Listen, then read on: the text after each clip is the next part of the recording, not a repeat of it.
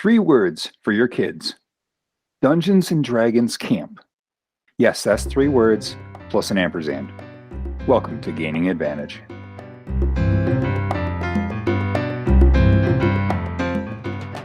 Welcome to Gaining Advantage. We're using tabletop role-playing games like Dungeons and Dragons to help you make lives better. Our big project right now is Limitless Heroics, including characters with disabilities, mental illness, and neurodivergence in 5th edition.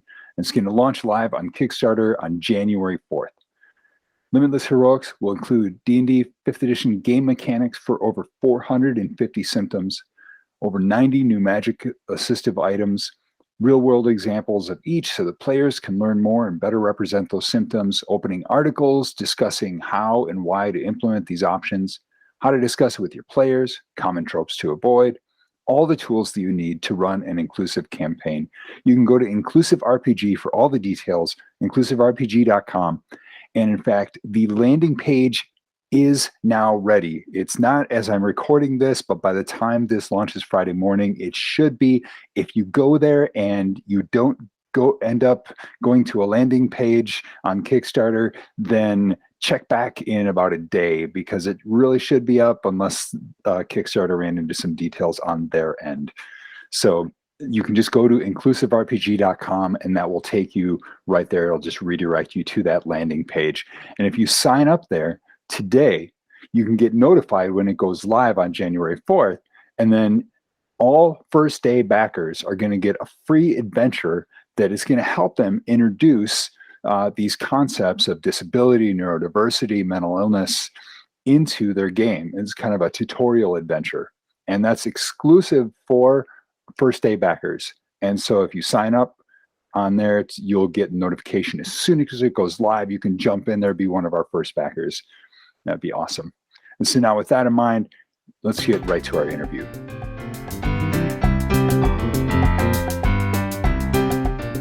Learning doesn't end with the school day, but what if your after-school options don't work or are all about throwing balls when they want to throw dice?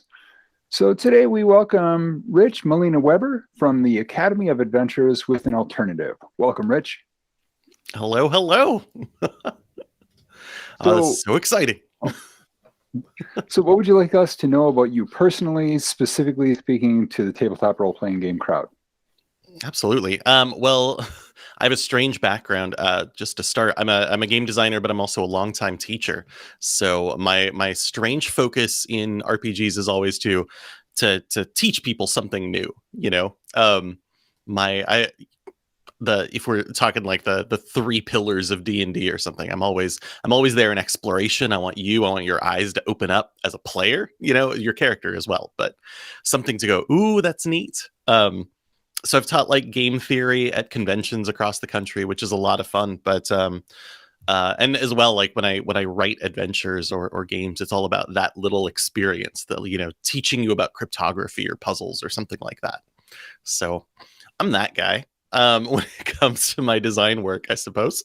Yeah, I think that's where I start for the most part. I mean, the kids part has been very new, but a very like great evolution of what I've been doing for a long time.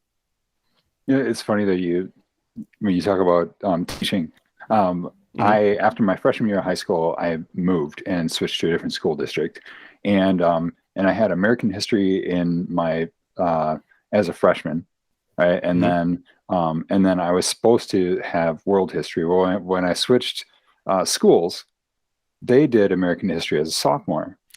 And I said, okay, well, can I just take the freshman class since I haven't had it? And they said, no, it doesn't fit into your schedule.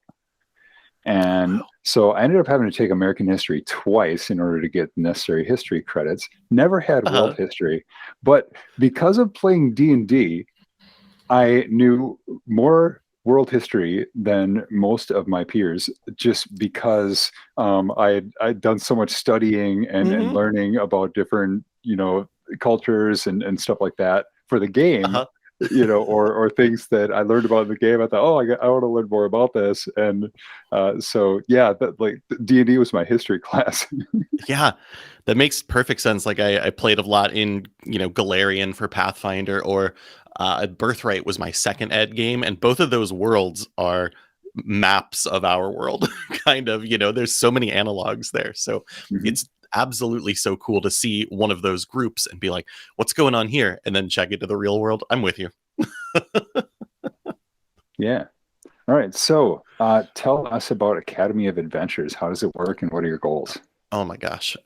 So right when quarantine struck, this was my moment when I was going full time into game design. I had just wrapped up my first like soft cover publication from a Kickstarter. I was sending it out. It was like, what next? Uh-oh.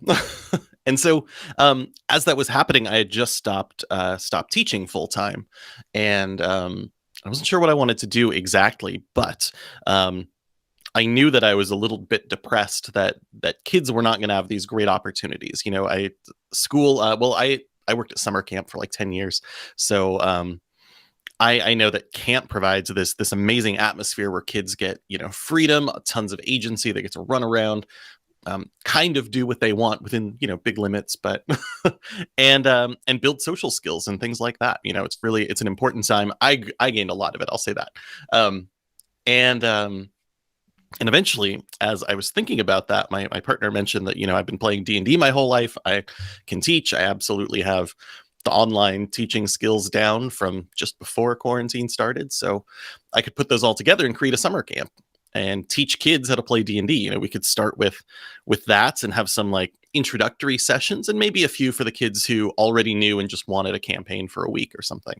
And so I threw together a Kickstarter. We put it online. I had it set for 4 weeks because I had no idea what was going to happen. And it quickly filled, and I had to extend it all the way out to 8 weeks. And I had a full season running 2 to 3 camps every day, teaching kids how to play D&D. I even had sessions for adults in there so that they could learn too. It was a wild summer.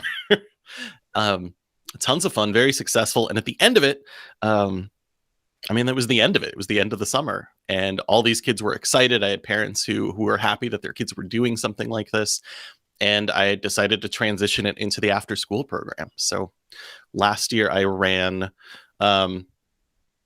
6 seasons, like small adventures. Each of them last about 5 weeks long, and kids basically get to pick their weekday. They come in either 4 to 6 Eastern or 4 to 6 Pacific, and they get a 2-hour adventure once a week, a whole 10-hour, 5-week long adventure by the end of it.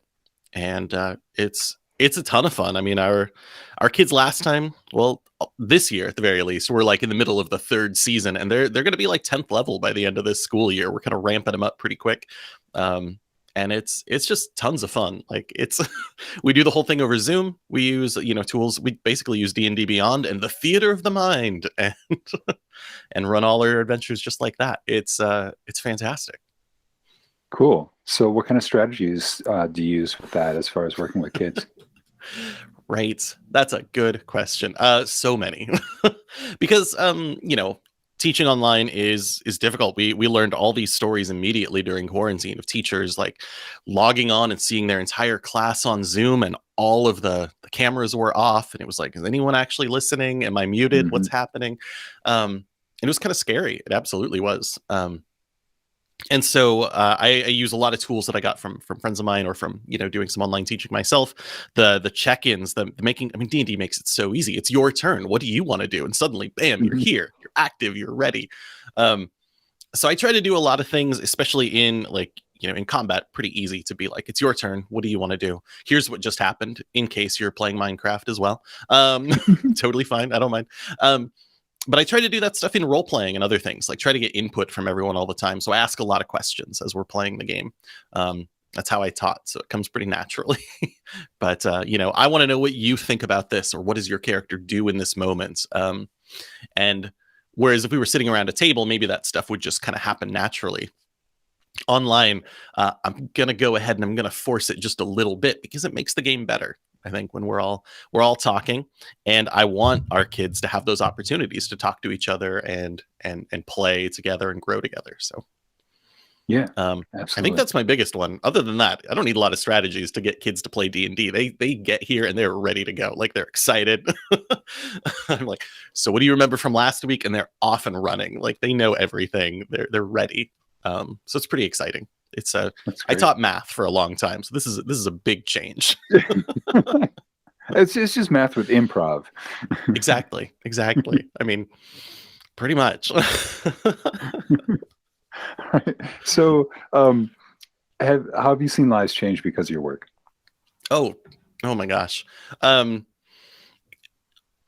when I was running the summer camp, it was harder because I've got them for a week, and a lot happens in a week. Absolutely, like good experiences, but it's hard to watch kids change over that time.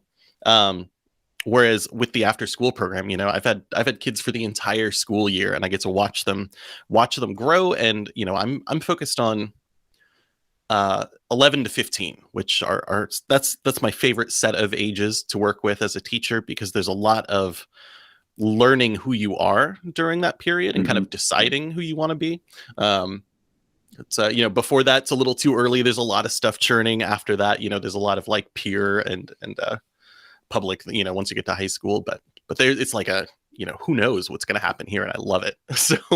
So working together, seeing these kids try out different personas, like, who is this character going? This character is going to be really mean to everybody. Oh, that doesn't work. Okay, clearly nobody likes that. Let's back down. It's great seeing them test out what's happening, because as they're testing, they're playing, they're talking, they're communicating with each other, and you see them like build this web of connection with their party. You see them, from September all the way to June, like coming out of their online shells a little bit. Mm-hmm. Now they go from this quiet person with the camera off to now it's on. We're talking to each other. I'm a part of this session. Let's problem solve together. You're really good at this. I'm really good at this. Let's work together. It's what D&D is kind of designed to do, but watching kids do it is so fantastic. And so for me, it's a lot about that, like focusing on watching these communication skills grow. That's one of the big things I wanted with the Academy. Watching problem solving and teamwork abilities kind of mesh. I mean, D&D, you mentioned sports or sport balls at the very beginning, and D&D RPGs in general, right, do this really cool thing where they promote teamwork. And kids who don't play sports, where else are they learning teamwork? It's group projects. No, thank you. That's that's a group conflict in a little classroom. But D&D, I mean, yeah, I keep saying D&D because that's what my game is focused. I mean, that's what the Academy does. But so many RPGs like are able to help kids be team members and work together with common goals, and it's perfect. So that's the biggest thing, I think, is watching those kids communicate and be able to build a team. All right. So you just rescued a djinn from the hands of an Ifrit, and it offers you 3 wishes to achieve Academy of Adventures goals. What do you wish for? This was difficult. You sent me this one and I was like, oh my gosh. But I think the first one is definitely awareness. If the Academy, I think is very cool. I love doing it. Like, it's the best. But I want do I want a commercial to go during Law and Order? I don't know. I want parents to see an ad for the Academy of Adventures, because when I get to talk about it with people, they're really excited. They're like, wait, my kid could do this cool thing. I'm getting new folks all the time, and it's always interesting to get that first email from a parent like, hold on, what are you doing? Like, you're gonna sit down and play this great game with my kids for a while? That's perfect. So that would be the first one, I think, is just this magical awareness that everyone knows about it. Because this is my job, so definitely making sure that it works is good. On that same note, my other one would be patronage. Holy cow! When I ran the first Kickstarter, I set up a scholarship fund as part of it, so backers could just help pay for other kids to join in, and it was amazing because it meant these kids, I don't need to worry so much about what the cost is going to be. I have this other bit of support, which was incredible. And I found that because of the awareness part, it was kind of hard to get new people in early on. So those two together, I need an angel backer who will put up billboards for the Academy of Adventures across the country. That's that's not too much for 2 wishes, right? It's a wish. It's not a limited wish. Yeah. Okay. Good. So we'll go with those two. I was thinking about the third one, right? A third wish. And if this were a different age, that would be to hand all the books to all the players, right? But I, fortunately, one of the first things I did is I grabbed a ridiculous license on D&D Beyond. I have all the books and I can share them with all the kids in the academy pretty easily. They've been really, really good at making sure that I've got access to things. And for educators who want to run after school programs, the D&D universe is happy to send you those things, which is great. So I don't need that one. But I think in a perfect world, with all the resources at hand, I would be branching out into the other RPGs as well. Like, holy cow, would my kids go wild if I set up a special section of the Avatar RPG or, right?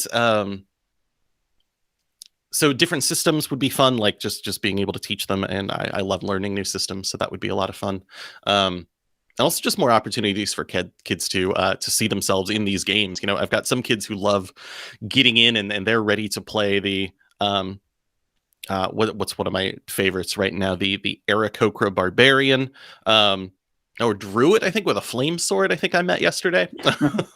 Really good character, really a lot of fun. But it's like so separated. But I know that kids have all these, like, D&D lets us be anything, which is very cool. But there's so many worlds that have kind of like representation of kids and their stories from the media that they're very comfortable and familiar with, and sometimes I just want to dig into those and see what kids are up to, like let them go wild in those stories. So I guess that would be my third wish. That's a wish I could actually grant myself. I just haven't sorted it out yet. Yeah.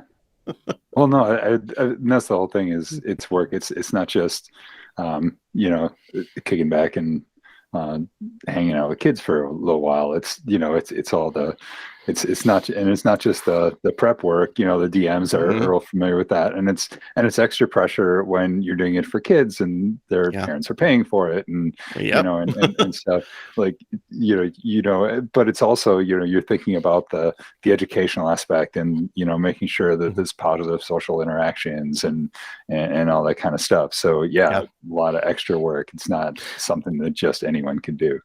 Yeah, a big thing that I remember is initially realizing, there's a lot of admin work I also have to do for this play, and like all the emails, all the organization, the building, the campaigns, and the calls. It's I'm surprised every time I have to do it all for the next storyline. Yep. Like, oh my gosh, okay, well that's a day.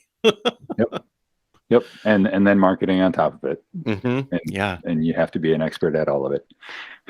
Yeah. It is totally a fun thing I've learned during doing game design. Like as a teacher, I was the math guy, and that was great. I didn't have to also worry about being someone who did history or anything else. But now it's like, got to be able to do it all at once. Yep. All right. So what one message would you like to give kids? Ooh, this one is fun. Because I think that while D&D is a whole lot of fun, one of the things I know about being a kid is you don't have agency. I mean, it's definitely not the same. Like D&D, I can go anywhere, I can do anything. Kid, we got some time still before that's gonna unleashed.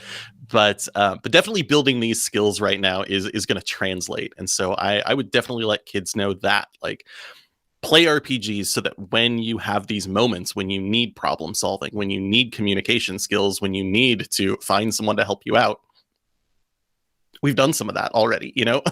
You're probably not going to find a friendly wizard in a tower to like help you defeat this evil ritual or something like that. But you could consider, well, I need to go talk to my college counselor because this class schedule is not working out. It all makes it just that little bit easier. And I find that to be very helpful. I taught game theory for quite a while because game theory, everyone thinks is about games, but it's really about conflicts. And so we would play board games and talk about the conflicts that show up in there. And D&D does that really, really naturally. I mean, it's a game that is kind of built on conflict. And every time I see kids, see this battle and instead, their first instinct isn't always to go and fight. It's often to like, what's going on over there? Like, why is this a conflict? Let's figure out what's going on. What is the other side thinking? Can we come to some kind of an agreement and like calm this whole thing down? And I love it. Like the DM part of me is like, oh my gosh, this was a CR7 battle. What's gonna I had all these things planned, but I love it when it works out this totally different way. They it's just incredible because they want to build these connections and talk about them and diffuse them instead of, they're not gonna, it's good. It's totally good for their regular conflict resolution skills. Yeah. No, absolutely. I know there's been times where, my party, just my home group, I always say that, I lay out a nice road for them and then they go off road almost immediately, and, but yeah, that's when it gets really fun, and it can be a challenge, as a DM and stuff. But at the same time, it's just, that's when it gets really creative, and you go, all right, yeah, go. I recently had, I think there was a white, and I've kind of tried to make sure that one of the rules, even though we're playing D&D and the kids really want to get in, they want their great swords and everything, we're not going to be battling humanoids, or we're gonna keep things as different as possible. So we'll undead constructs, no problem. Oozes, there we go. But they were fighting this wight who was this necromancer and attacking them with all these necrotic spells, and one of them, who wants to become a powerful wizard, was like, hey, what's going on here? What went wrong so much that you need to get vengeance on everything? Like, I could probably help you. We've got spells like raise dead. I mean, does that sound cool? And we'd have to go back and find your bot. There's true reservoir. There's options besides just being a mean white. And it went on for quite a while, and they it was funny at the start, and then this kid just would not let it go. It just dug in, and everyone else was finally like, yeah, you're right, you're really right, we should save. And it totally changed everything. They ended up, I think I basically let the white inhabit like a skull, like a little flame skull that they could carry with them, who every once in a while will like say, is it time? Can I be free now? Or help them out. They can detect magic and they know a bunch of stuff. So oh, that's great. Now they have a friend. And that's how they met Dwight. Dwight the White. Yep. They wanted to name him. That's great. So I love it when things like that work out. Yeah. So what one message would you like to give to parents? Ooh, this one is good because I grew up playing D&D in high school and in middle school, and it was a different time. The very small thing, there was the D&D scare, there were the D&D nerd trope, there was all sorts of things. And what I want parents to know who are not familiar with D&D, who like hear about it and think about those times, is like, D&D's everywhere now. It's moved into the mainstream. I'm down in Los Angeles. I've got billboards for Critical Role around here. It's out there, and it is something that kids are watching on Twitch. Like, D&D is part of their existence in the same way I watched Scooby-Doo cartoons. Yep. And it's big and it's huge, and it is right now in this this very open and accepting place. Like, it's built so well, I think, right now, to introduce new players to the game, to show them this like fantastic world and get them moving and telling stories. And I think that that would be the big thing for parents, is like, I want you to know what the D&D world is like right now. Like, forget all that stuff from back when you were in high school or whatever. Just let it go. It's a new world, brave new world of D&D. And kids like it, and they want to get in there and start telling these stories, especially I think a lot of my kids have been trained in like Skyrim for hundreds of hours and are ready for this like next stage of that adventure. Yeah, where you really can go off the rails, no matter how much a video game is kind of an open world concept. You haven't seen open world until you've played an actual tabletop role-playing game. Not at all. My other thing is I've taught plenty with the academy. I've taught plenty of parents, and adults how to teach D&D too. That was one of the camps in particular that I ran that first summer, and it was great. Just again, like breaking down these boundaries, getting in there.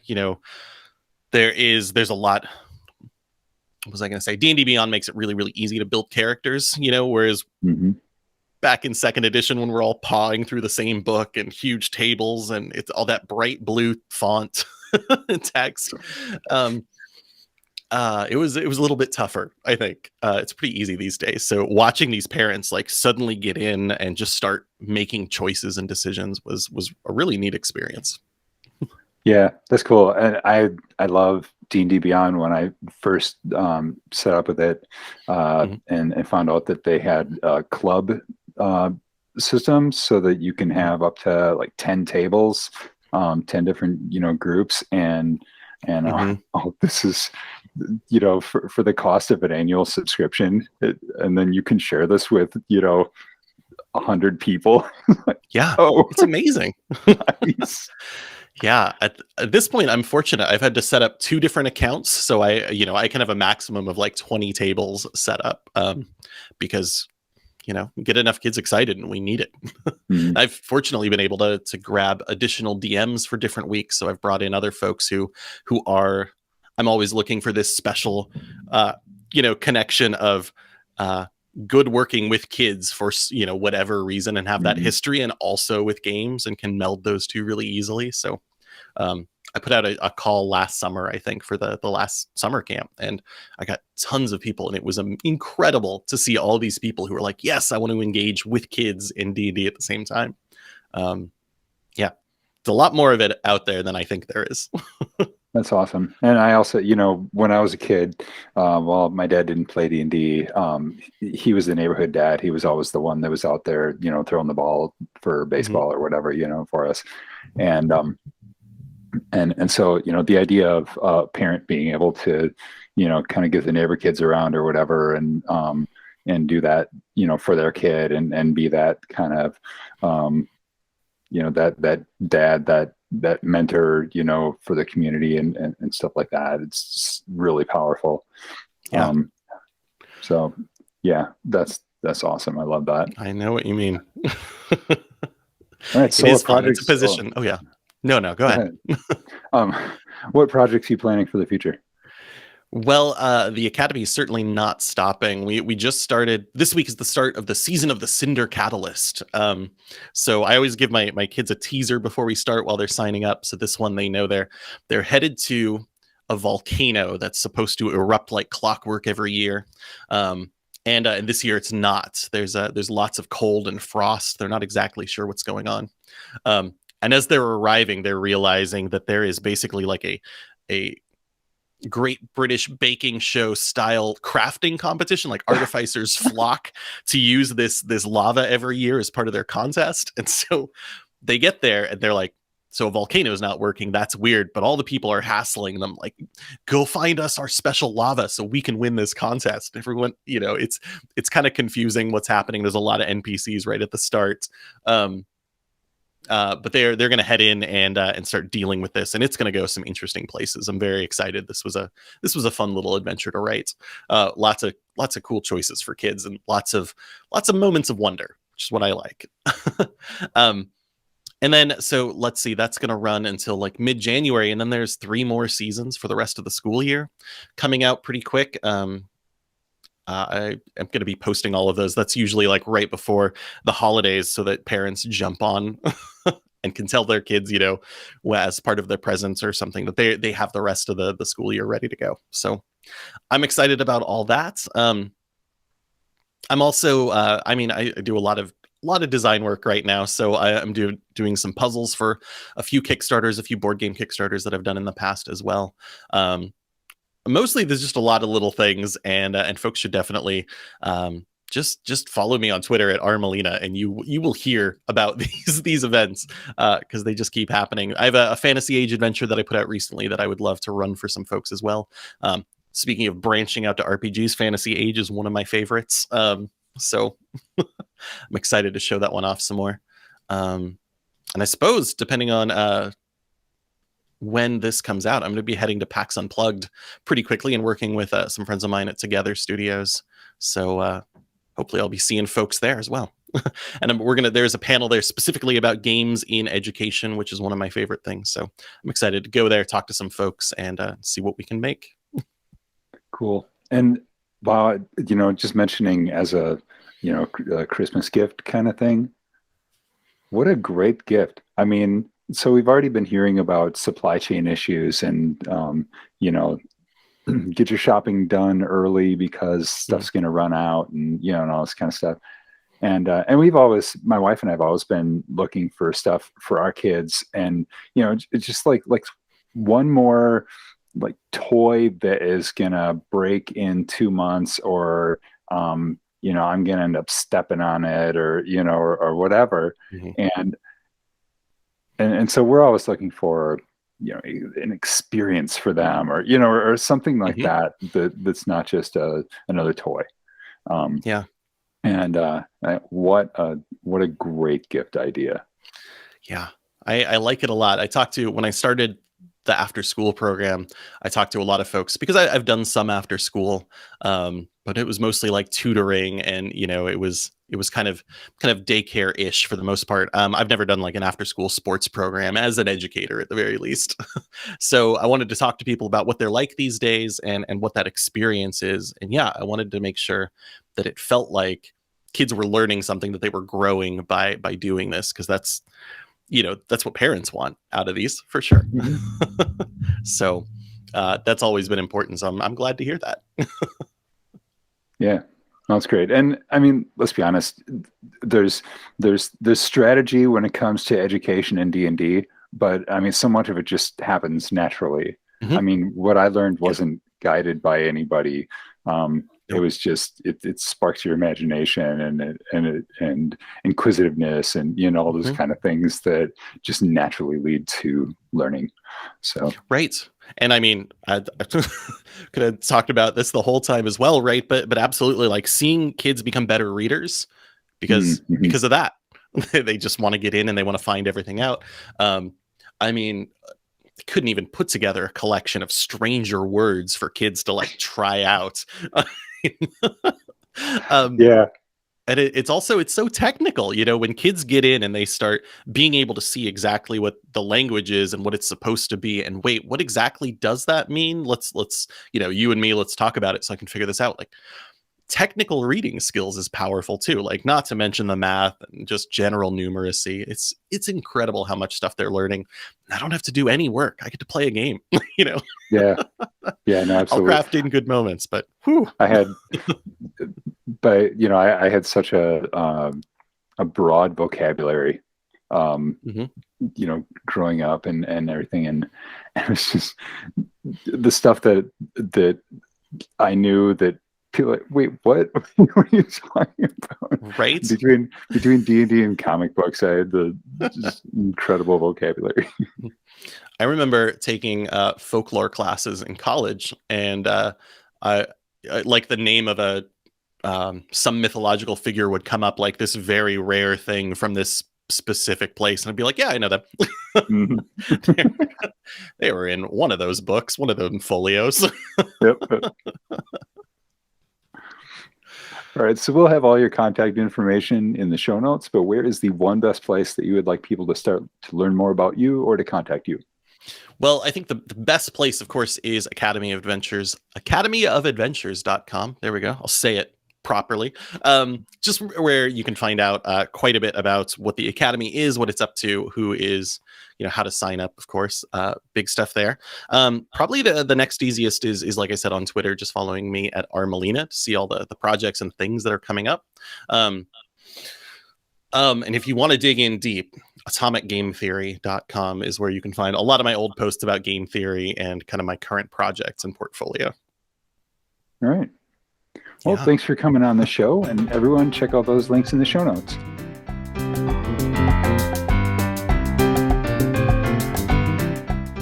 All right, so if you haven't signed up for our newsletter yet, I invite you to go and do that right now. Right now, as I'm recording this, there are 81 free 4K combat maps, maybe more if you catch this after it's published. free subclass, free discounts, other specials, latest news, blog posts, all kinds of stuff. Just go to wyrmworkspublishing.com. That's worm with a Y, like the dragon.